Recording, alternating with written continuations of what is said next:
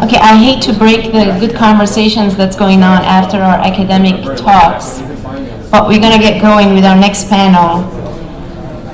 So this morning, obviously, our entire morning is designed specifically both with the academic talks around challenges within the IoT space, both from the research work that's being done from various scholars that we just heard about, and then of course from the practitioner standpoint, and then later on this morning you're going to hear it from the commercialization standpoint, which is specific and unique to Comcast. So with that, it is my great privilege and pleasure to invite Ryan LaSalle, Global Management Director from Accenture, to the stage, Vinod, co-founder and CTO of Paladion Networks, as well as Murali from Global Head of Cybersecurity Consulting from Wipro, to join me here. So our talk this morning is going to be around, everyone is talking about Internet of Things and the commercialization that is going at such a rapid speed, whether it is really making the products that you already have in the market, the devices that you already have in the market, to talk to each other in an ecosystem that could be unique to you, or it could be an ecosystem that you're going to be formulating and shaping with your partners or non-technical partners and devices that you traditionally don't think of them as a technical or digital device. So I think we have a great panel for us to kind of really bring this conversation, not just from an academic challenge, but from an actual practice challenge together for us, and really help us understand the challenges that not just from a research standpoint that we have to address, but from a practical standpoint, how various companies, industry, consumers, businesses are trying to address and are facing on a day-to-day basis. So I'd like to actually start with Ryan, and Ryan, if you could get us started on your opening remarks, and then we move on with the panel and the presentations. Sure, thanks very much. I thought I'd just kind of set the table a little bit and talk a bit higher level around the promise of the Internet of Things and the industrial Internet of Things. I think those two are related, but not necessarily the exact same thing. So I thought we'd talk about that for a second, and kind of what the promise is we're all chasing. Last year we did some research with the World Economic Forum, and we looked across 250 leading companies across industry to try to understand what they were trying to accomplish when they were looking at the Internet of Things, both as a set of products they were deploying into the market and the way they were trying to take advantage of those systems to better enable their business. And across the board, there was a huge agreement that this space was going to be substantially disruptive to business. 80% of the respondents said this was a disruptive capability. It was going to change the way they did business. It was going to happen within the next 5 years. That was the planning horizon they saw. Only 7% had a real investment plan in what they were going to be doing in this space. So if we think this is a really buzzworthy topic today, wait till the other 90% of the companies in the world get on the bandwagon and start figuring out how they're going to take advantage of this convergence of software and embedded devices, operational technology, wearables, as it all comes together. The explosion has yet to happen. So hold on, we're all in the right place at the right time. The other thing that they all said was the number one thing that was going to drag down the ability for the Internet of Things to take effect and show the value they were hoping for was security. The number 3 thing was privacy. And things like job loss, reaction from productivity from workers, the ability for technology to work together, it was way, way, way down that line. So security and privacy are 2 of the top 3 concerns for how businesses are going to see value.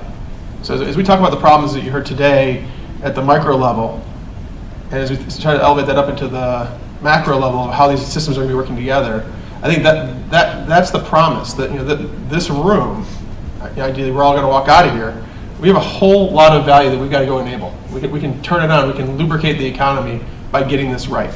And if we don't get it right, it's going to grind this to the halt, and it's never going to see its true potential. So what are some of the big risks that we do see in this space?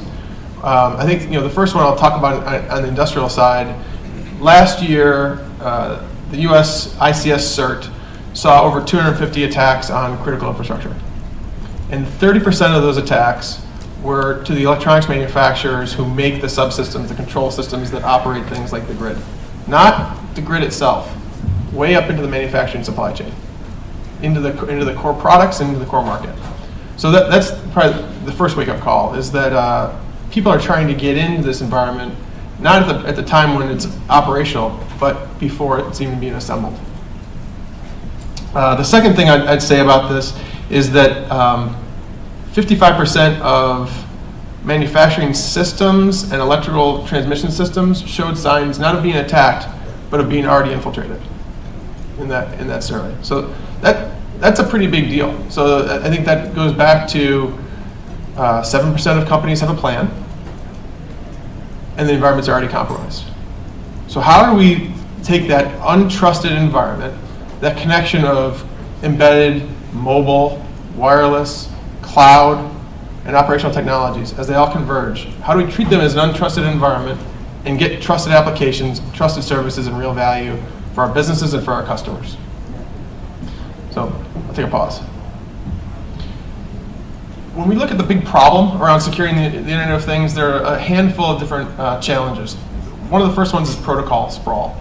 There are so many different mechanisms by which these devices are talking. They're talking over low-power Bluetooth, they're talking over Wi-Fi, they're talking over custom industrial control systems, they're talking over bridges and gateways that were never really meant to be connected. Many of these systems were devised as closed systems. They're meant to work together within a certain function and system. And as organizations have tried to create more value, create software services that run over the course of them, we're connecting systems that were never meant to talk together in an open and interoperable way. And so that's creating new vulnerabilities and new challenges for both of the protocol stack, but also at the interoperability, communication, and data stack. These devices and systems were hardware-based and have had to have software stacks put on top of them as an afterthought. And as a result, many of the companies that have done that, many of the product companies that have done that, don't have necessarily a strong hardware or software discipline in making that happen. So you've got people building capability really fast and trying to get out there without a thought for longevity. Many of these systems stay out there in the wild, on the network, for 20 to 30 years. So how do we make sure we keep them up to date? How do we patch them? How do we configure them? How do we manage them? How do we harden that software stack? How do we make sure that the software release cycles are effective and have high integrity? So, but those are pretty strenuous. And as you look at that kind of the vision of where we see IoT going, it starts with things like the quantified self. I'm not sure how many people here have Fitbits on. Raise your hand if you're wearing some kind of personal fitness tracker, you're using it with your iPhone. Come on, more than that. More than that. Yeah, okay. There you go. So it starts with the quantified self, but it moves pretty aggressively up the curve in the next couple of years to autonomous systems. And this is not just driverless cars. This is lights out manufacturing. These are plants and assets, refineries, huge connected systems, connected homes, connected roadways that are making decisions all the time. That autonomy relies on an integrity of data that doesn't exist yet. The data quality, the data integrity is pretty uncertain. So when I read an article last week about the driverless car having to make a decision at some point in time on which is the greater loss of life, sacrificing the driver or running into a crowd of people. Who's making that choice? What software's making that choice, and what data is it basing that choice off of? So those are some of the big, I think, the big huge challenges as we move up. And then I think we heard a little bit about some of the challenges on identity. These devices need to be recognizable and uniquely identifiable. They're talking over mesh networks. Knowing where the point of insertion or point of compromise has happened inside a mesh network is really, really hard. In order to do that, we have to have some sort of cryptographic baseline that a lot of these devices are too small, too underpowered, or never thought to have the horsepower to be able to process that kind of information to make sure that we're signing and identifying those things uniquely. So there's a whole bunch of problems. And as we think about the lessons we've learned in cloud and in mobile and in application development, a lot of those are really applicable right now, right today. And I think if we have to think about the big places we need to spend a lot of time and a lot of effort right now to get right, it's not different from what we do in the rest of IT security. It's at the application. We've got to make sure that we're doing the right things in embedding security into the apps and into the software that get pushed down into these environments. And I think we've been thinking about this at least at the industrial level, as a network security problem, and it's really not. That is just the tip of the iceberg. It's really about the software and about what the software can do, and about the controls and releases that get pushed to it.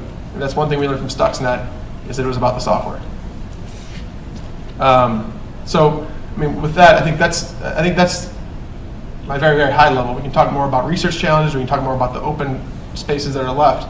I think there's like 3 main ones that we can't necessarily port lessons from other parts of security into. The endpoint itself at the edge, all these edge devices are so different and have different computing stacks on them. They need to be thought of pretty uniquely as the kind of services that they have. We need to look at the systems holistically and try to understand what they're supposed to be doing and what they're actually doing, and sort of look at that anomaly detection at the network layer that we do today for businesses that we're trying to move into for better intrusion detection and better attack detection is only going to be amplified in these big connected systems. But the nice thing about the big connected systems is many of them have a business process that they're trying to execute, and we can understand that business process. We can understand what normal operating behavior is for some of these small embedded devices because they're essentially state machines. And some of the problems might get easier rather than harder if we start to kind of break it down into archetypes like that. And then I think another lesson we've got to take from the rest of security is we got to presume that the whole environment's already compromised. And but the way we solve that in the IoT is pretty different. Looking at attestation, looking at ways to kind of sidecar what's happening. The decoy hardware that the last presenter talked about was pretty interesting to me, both in terms of subterfuge, but also in terms of attestation. I think there's a lot of new techniques coming in the research community that are going to help block some of those holes. But I'd say just hold on to your seats because there's a lot more coming. The next couple of years are going to be a really exciting time for the IoT. No?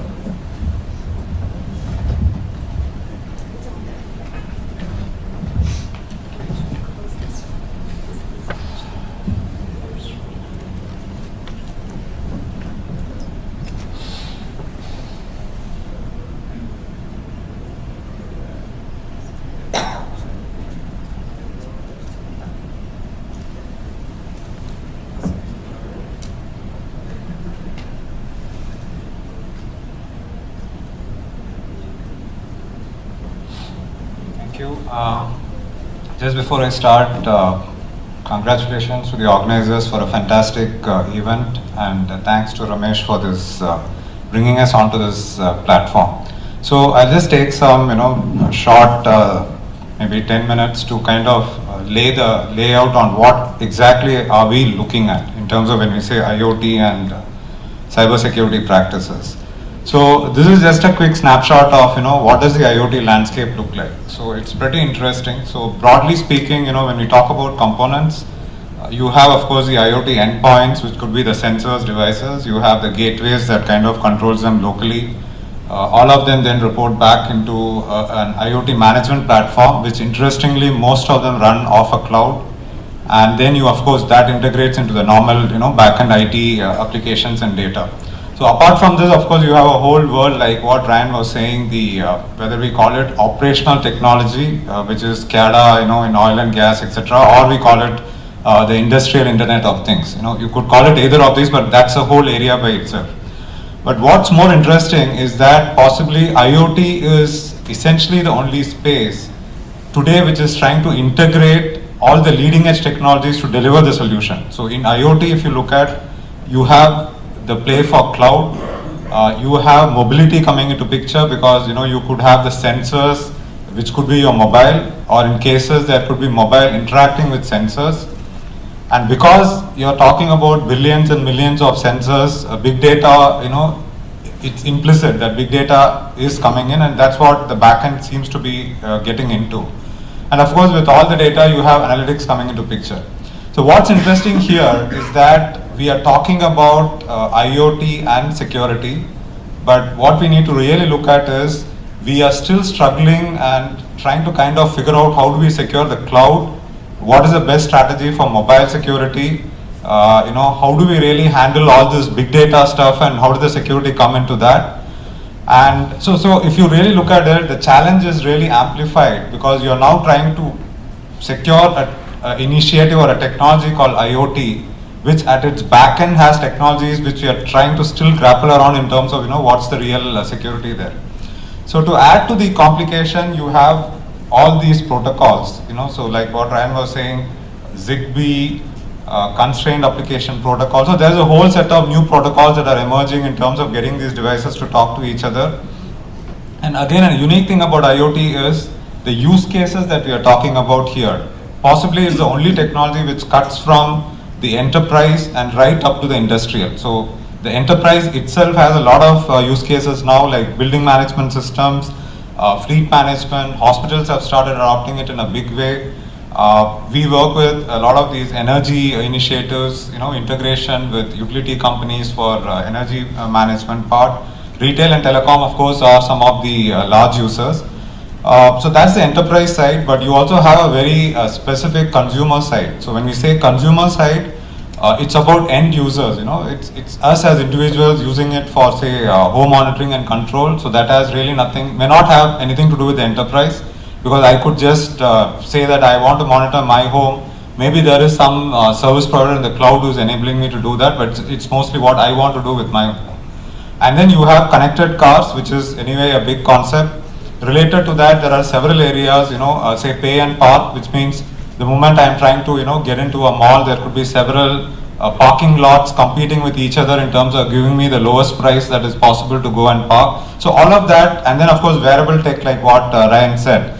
Wearable tech in terms of taking the data that gets generated by wearable tech, going back into many different enterprise, could be insurance companies, could be hospitals and doctors, because that data is useful in terms of how much are you running, how many steps are you running, how many flights are you taking. All of that becomes very relevant. Finally, possibly what we have already seen in the past, the industrial Internet of Things or the operational technologies, where we have already seen the likes of Stuxnet and n number of attacks happening, whether it is SCADA systems that are controlling nuclear power plants, or it is oil and gas, power grids, and all the rest of it. So that's how the landscape kind of looks in terms of all the different components, the use cases put together. But what's going to complicate this overall thing is in terms of what does the threat landscape look like? Right now, if you look at traditional cybersecurity, if you remove IoT out of the equation and just look at cybersecurity, why is it today very complex? It's becoming more complex because you have this factor of known attacks to unknown attacks to known threat actors to unknown threat actors, right? So when APT happened several years back, at that point, the whole thinking about the security community was around attacks can happen, it's going to last a couple of days. The attack, I see an attack on a web server, I'm going to, put some rules, protect it. So there was really no thought at that point that an attack would actually happen over an 8-month period, and you will never get to know about it until the real impact has really happened, right? So that had the factor of unknown threat actors as well as unknown attacks. So if you look at IoT from that context, IoT is a technology that is now integrating all these different components, cloud, mobility, data, big data, all of that, and its own protocols. So what's going to make it really challenging is that we will go through a phase where we will have a lot of unknown attacks and unknown threat actors, because that's implicit that we will go through a phase, and that's a big challenge in terms of how well will we be geared up in terms of looking at those unknown attacks from those unknown threat actors. So today, if you look at traditional IT systems, there is some comfort feel that there are known attacks. When I say known attacks, you can always go into an OWASP and say these are the top 10 web application attacks. And today, we do have a kind of threat databases. We have those blacklisted IPs. Whether how accurate they are is a different question, but to a large extent, we do know which are the bad, blacklisted IPs, the botnet range, etc., etc. But we will go through a similar learning cycle on the IoT side, because today we are talking about, say, let's say, thousands or maybe millions of IP addresses. 2020, we are talking about 26 or say 50 billion of these devices. how do you know known threat actors versus unknown threat actors, right? That's a big challenge. So the threat landscape is going to become more complex with IoT coming into full play, essentially more from the fact that there will be unknown attacks and unknown threat actors. And this is going to inherently amplify the way we manage the current cybersecurity initiatives. So if I just look at, I mean, there are several challenges. If I just kind of boil it down into, two key challenges which we have today in cybersecurity area, I would say one is from all those thousands of alerts that are getting generated today in an IT environment, how do you really know which one should I act upon? That's a challenge that every security team is grappling with today. So a target happened not because nobody, the alert that corresponded to the attack never happened. The alerts were very much there in the monitoring systems at the customer site. It's just that the team could not see it because they were acting on some other alerts, right? So being able to triage a set of alerts from those thousands of alerts is a challenge we live with today when we are talking about a scale of hundreds to thousands of servers. Tomorrow, when we go into billions of these endpoints and millions of the millions of controllers, this is going to go much beyond. And of course, we have already discussed how do you really detect the unknown in the IoT space. That's a big challenge by itself. So the other key challenge, something that Ryan touched upon, is how do you really manage the scale and diversity of these IoT devices, because you're ranging from home routers right up to refrigerators to the industrial systems, etc. So that's a challenge. So getting ahead, as a broad outlay, the challenge of rolling out the broader initiative will remain in terms of how well the industry, academia and government can collaborate to get secure by design. We missed that bus in earlier protocols, maybe talk about network like SNMP and the rest of it. But I think we have a chance now as we start rolling out these big IoT initiatives in terms of really bringing together a set of standard protocols, secure, etc., so that we are secure by design rather than try to fight it out as we go forward. And this is not going to be easy to fix it as we go forward if you don't fix it now, because the scale is just way too much to manage. The final thing is, you really cannot detect these kind of things happening in IoT just by using the conventional mechanisms which we have today, which are broadly rule based. So suppose your car, connected car is going into put some fuel and it's all automated, and all of a sudden you have your car getting charged by 100 other cars in some other geography doing the same fuel just because this ID has been captured by attackers. There's no way that you can. So you can't do it by rules. So that is why we strongly believe that we will have a lot of application of data science algorithms and the machine learning and all those things coming as we go forward, to look at it as an anomaly rather than as a rule-based kind of system. So that's about what I had as to start with, to lay the layout on what we are facing. So thank you.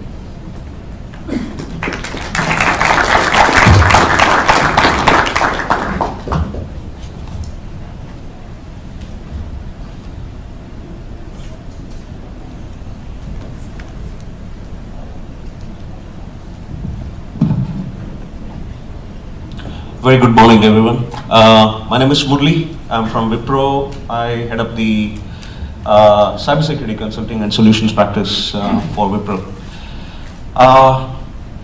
Just a couple of things that I would like to lay out. I completely agree with what Ryan and Vinod are saying. Probably I would want to take a step back in terms of actually looking at what's IoT.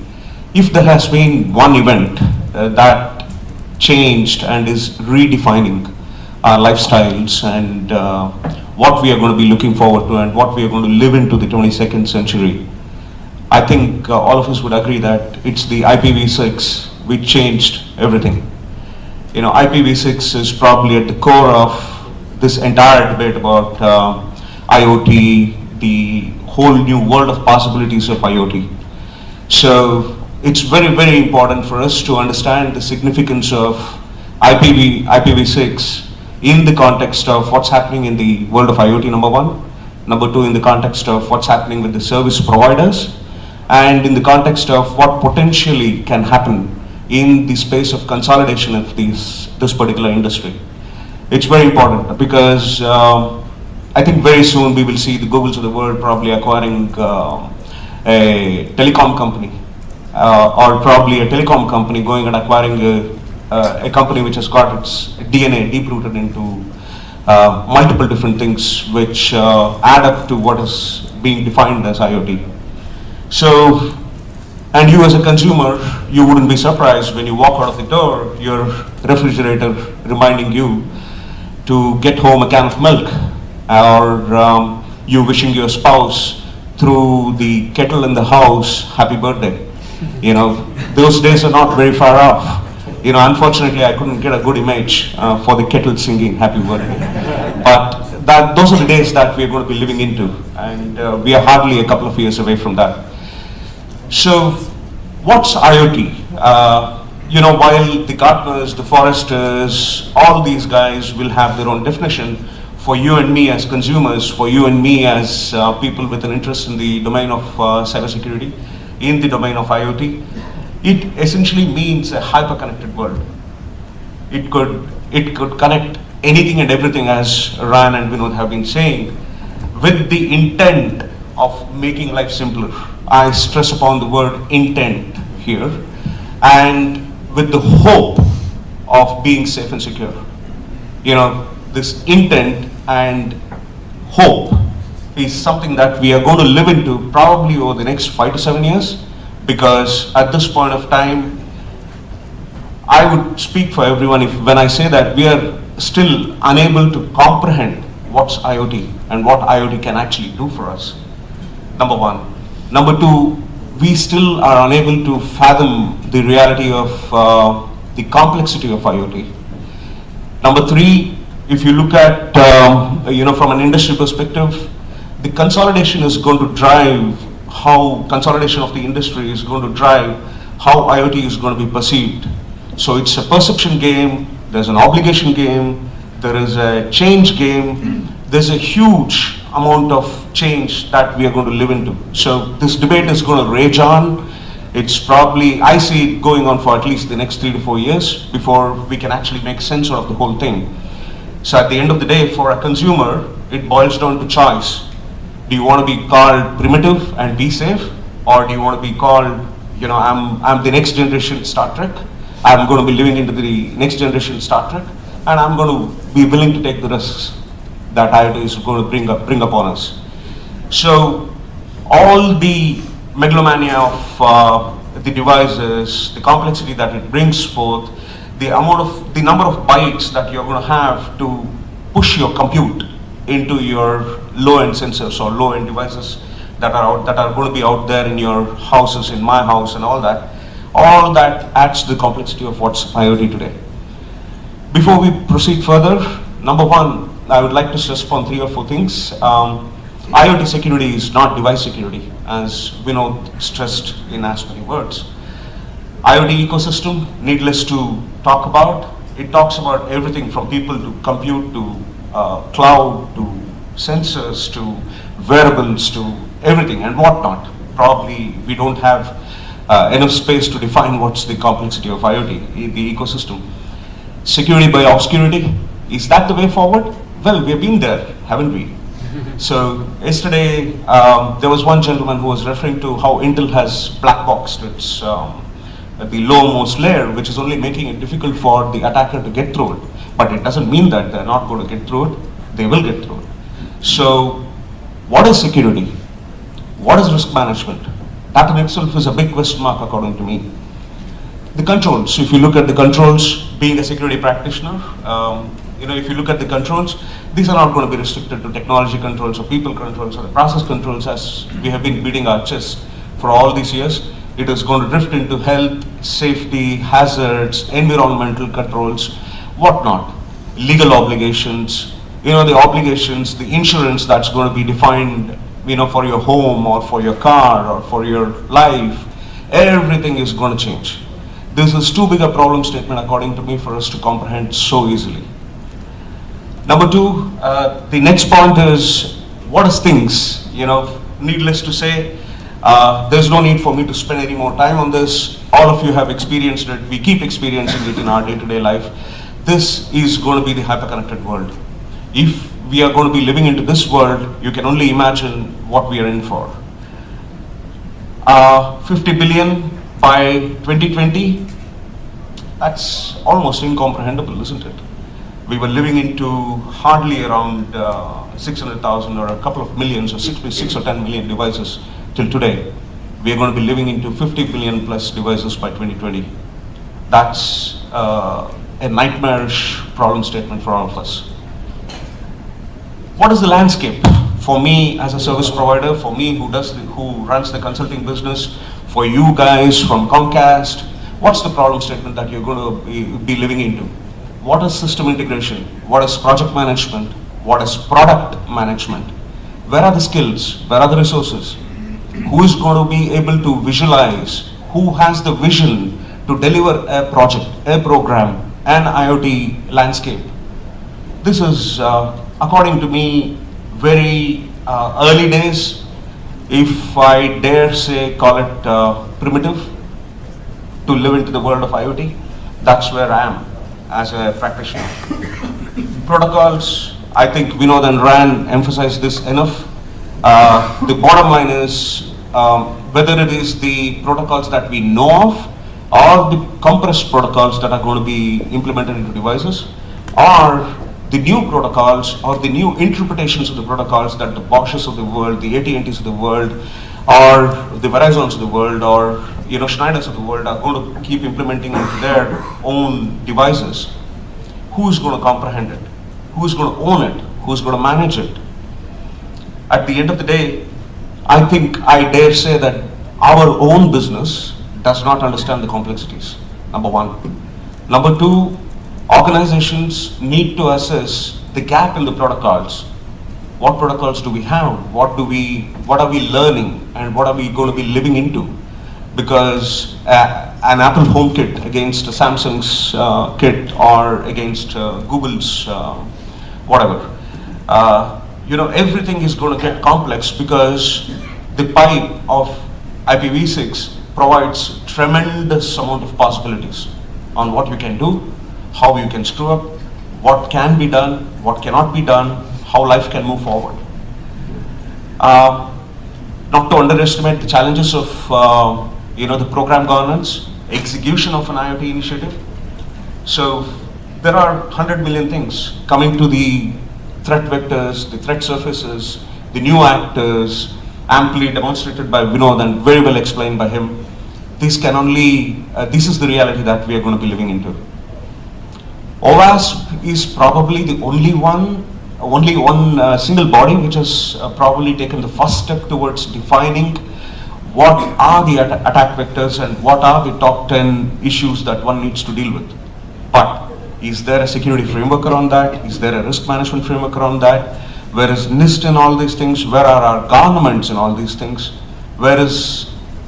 Do consumer bodies have a say? Is anybody bothering to invite the consumer bodies? So the list is endless. The questions are endless, according to me. Do we care about privacy? All we are worried about is the economics around and the possibilities around IoT. What is PII? What is private information is going to get completely redefined. The laws are never going to be enough. The regulations are never going to be enough. So where are we headed towards? You can continue or probably choose to lead life by denial. At the end of the day, the challenges remains to be surmounted. I'm not going to get into each and every one, because we are going to be discussing a lot more of that. So those were my opening remarks, or probably the standpoint that I take. Thank you.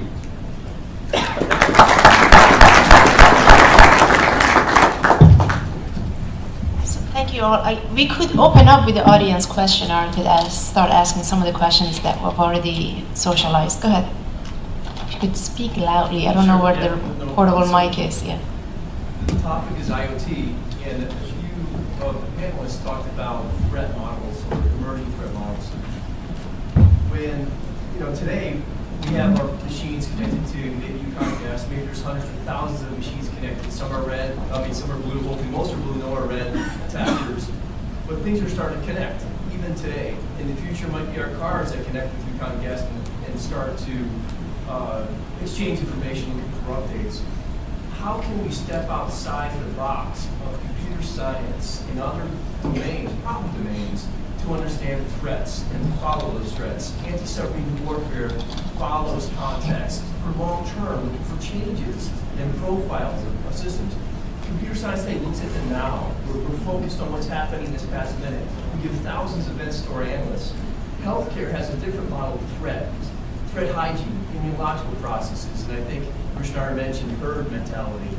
How can we create these groups of people to come together from multiple domains to look at this new problem emerging instead of trying to build solutions from within? And maybe what are some of these emergent models? Emergent, any of you? You go ahead. Go ahead. Yep. See, as I said, probably call me a skeptic. I seriously do not see any great models having emerged as of now, to take the last point first. Because for me, I'm a skeptic who comes from a perspective that the problem statement is still not defined. Yes, we can talk till the cows come about what kind of attack surfaces, vectors or actors are in this world, what are the possibilities that they could hack into systems. The problem statement doesn't end there, because you got to correlate that with the amount of compute that's going to be available for you in the domain of IoT. The amount, how you organize your workload, how much of workload are you going to have, let's say in a cluster of small data centers that's probably going to be at the corner of my road or probably in a small city, and probably that adds up to much more bigger data centers. So data centers, service continuity, business continuity gets completely redefined. The possibilities of what actually can be, how actually IPv6 can be exploited to handle or counter these threats is still, these are very, very early days. Not much of progress has been done along those lines. So for me, it's still very early days for us to talk in terms of models. As I said, probably OWASP is the only one who has got a perspective of what are the top 10 issues that you would want to look at in the domain of IoT. But those are also very elementary. I know, if you look at the OWASP top 10, those are very elementary in nature. There are far more, you need to get beyond and go far more. So probably, no, I don't think we have any models at play at this point of time. I don't think there's any silver bullets. I think there's some pragmatic models. I mean, I think that the notion you mentioned of thinking about some of the attack vectors, what are some of the outcomes that an attacker would want? If it's a consumer device, what are the things that they're going to want to try to do to you or with you? Are they going to try to use it as a way to hijack other parts of other systems it connects with? Am I going to use my Fitbit to download malware onto my laptop? Like, what are the things that I'm going to try to do as an outcome? If I'm an enterprise, what are the things that an attacker might want to do? They want to surveil business processes to try to cultivate a better understanding without having to put the hard work of research and development into understand the business. They can just start to surveil it and reverse engineer it. Are they going to try to disrupt the business? As you start to think about those kinds of things, you start to practice and rehearse some of the practical defenses you can make, and I think that will help. I think the ecosystem plays a big part. To your point, it is no longer about you protecting your system. It is about a big umbrella, big tent strategy where partners have to work much more closely together.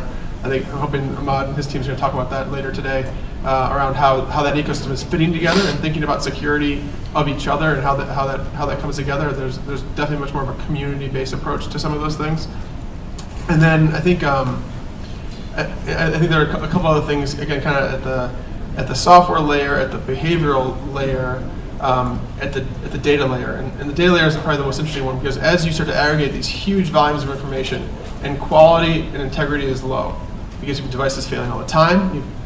With thousands and thousands of devices, at any given time, you have to presume failure for some of them. So the data you come back with, you cannot presume that it's trustworthy. You've got to come up with more probabilistic models to look at data. Those probabilistic models should help you also cast out the spurious anomalies that are maybe injected by a security event and let you continue to sustain resiliency around the business process you're trying to affect, whether it's helping drive new value to a consumer or helping to operate a plant. Those kinds of probabilistic approaches we've taken in big data and other things to help create more repeatable and reliable decisions can also help, I think, survive through security events. Yeah, so just to add on, I think it's a great question. So if you ask, can the security industry by itself arrive at a solution for this, the answer is no. Because IoT has too many, components and verticals and industries involved. So that's why when, one part of the presentation, what I said was, this is the right time for industry, academia and government, and regulators within different verticals to come together so that what is the agenda of security for IoT needs to be laid out.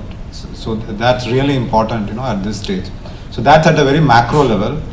At a micro level, if you look at it, of course, there are a lot of theories doing the rounds, one theory that's doing the round is, should we adopt a public health safety model, right?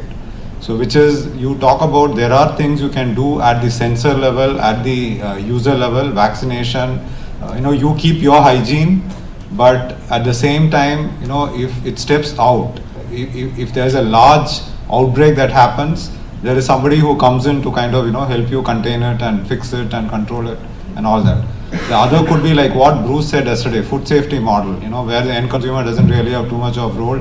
Every device that you generate is secure by itself. So there is no need for anybody else to intervene, it should be safe. So those are very theoretical, models and stuff doing the round. So there's no solution on those things yet.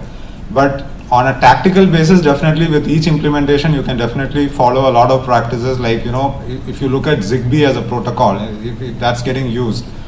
Today, if you go to the net, there is a tool called Killer Bee, which can be used for doing all kinds of attacks on, say, Zigbee, right?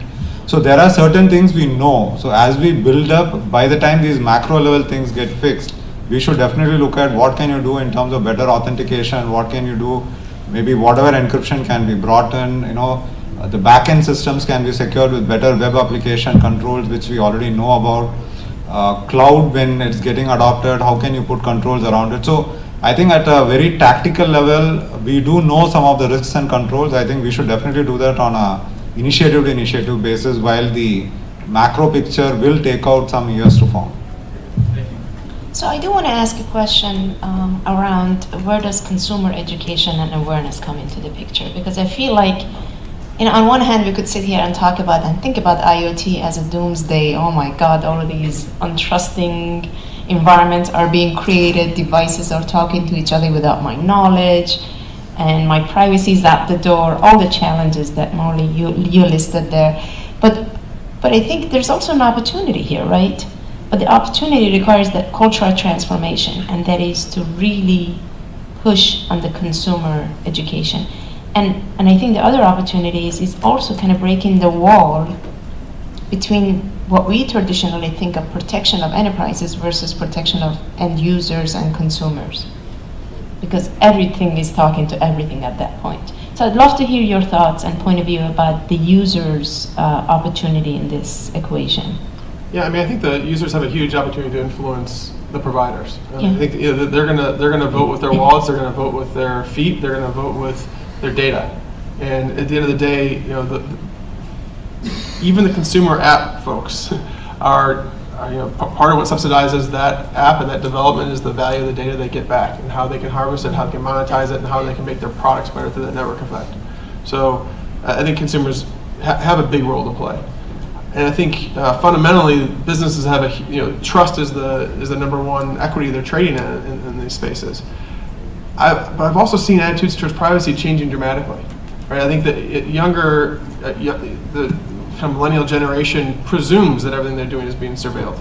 They presume that their data is an open market for people to use, and they haven't embraced necessarily a lot of privacy practices effectively because they want the exchange of the free utility of the capability. So I think this week there was another story about police surveillance and ability to jump in the middle of cell conversations without a warrant, without a wiretap. They can get into those systems through open surveillance. It's a great ad for Silent Circle and Black Phone. I mean, if you're concerned about people who shouldn't be listening to you, whether it's the police or your neighbor, and you want to maintain your privacy, you need to get onto one of these secure voice over IP services. Their user uptake is not very strong. And I think a lot of the privacy preserving pieces, I would love to say that businesses can compete on privacy. And I've kind of been prognosticating that wrong for the last 10 years, thinking that it was going to get more competitive in those spaces, and it doesn't. It gets more competitive on the utility of what you can do with the data and how you can connect with people. Yeah, I think it's a great point. If you look at traditional security, we have gone the other way around. We have rolled out security controls, and then we have tried to go back to the consumer and tell him that this is what happens, and that is why we have this control. So I think this time possibly we have the opportunity to go the other way around in terms of start with consumer education, and then anyway the controls are coming into place, so that, and that's very relevant because here you are directly going to touch a consumer, whereas in the other one it was still on the enterprise security, we were still within the end user community within an enterprise or a company. So you could say you had better control. Sometimes you could say that yeah, this is what I mean by my policy, and I'm giving you awareness now. So the user more or less had lesser control because he could never tell his own organization that you should have told me this before, right? But here it's the other way around. It's a consumer space, so they are bound to be more aggressive if it's affecting. The controls are going to affect them, and therefore they should know why and the risks involved. I think the bigger challenge is who will take up this, the ownership of awareness. That's I think the bigger question. And it could be a collaborative opportunity between exactly. the end users and service providers. So again, the last point first, probably because that's what I wanted to pick up. Who's going to educate? Awareness is probably the most important thing. Education, if you want to separate out the implication of awareness against the implication of education, we still do not have enough content to educate people. So probably you would want to look at how do you create awareness to help them or enable them to make decisions about privacy, about security, about obligations, about their own perceptions, about the legal implications of what they are trying to get into in the domain of IoT, about the kind of safety hazards, about different kinds of utilities. Do they actually talk to each other? Does Comcast talk to the Santa Clara Water Department? Or how do you control? So probably this is an education. I don't know, a radical approach would be probably to start with schools or universities. Yeah. Probably, because this is not something that you would want to spend time in educating the housewife or the man on the road. This is probably much more deeper because you're looking at a wholesale, diametrically opposite kind of a lifestyle that you potentially are going to be living into in the next few decades. Well, in defense of the housewives, they're probably one of the main users of IoT. But Murali, I think there's actually, that point about education starting young is interesting. There's a whole initiative. My favorite one is an initiative called Safe Kids, and it's about getting children at the age of 7 to 8 to 9 to understand kind of a lot of those privacy implications of how they engage, because that's going to become the new permanent record. And how they engage with social media, how they engage with the internet, how they engage with people, how they engage with mobility, and I think that does actually have an opportunity to better inform an educated consumer to make sure that they're making different choices 10, 15 years from now when these autonomous services are available in all of our vehicles, all of our homes, and all of our spaces. Absolutely. Sorry. No, go ahead. Yeah. No, probably this is a fantastic opportunity for the likes of Comcast, AT&T, Verizon, who already have a semblance of control into homes, whether it is about the digital set-top box or probably the TV or the 4 or 5 key things that you guys already have a control.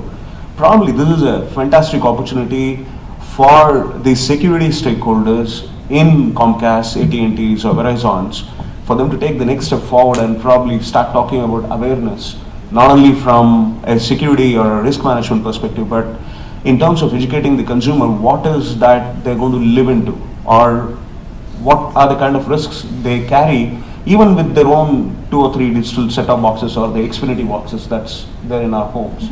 You know, we still don't understand. I'm an Xfinity consumer. All I know is it works, right? So we'll have a conversation after this. So to wrap it up, I think we heard about the challenge. We heard about a bit of an opportunity from a consumer education, and obviously from a major opportunity that we have on industry players who are going to be shaping this IoT ecosystem, that we really need to collaborate, and not just amongst ourselves, but also with the government and with the academia and the research opportunities there. So we are up for time. I don't know if there are any other questions in the audience, but obviously our speakers will be available for more questions. But thank you very much, and we're ready to... Thank you.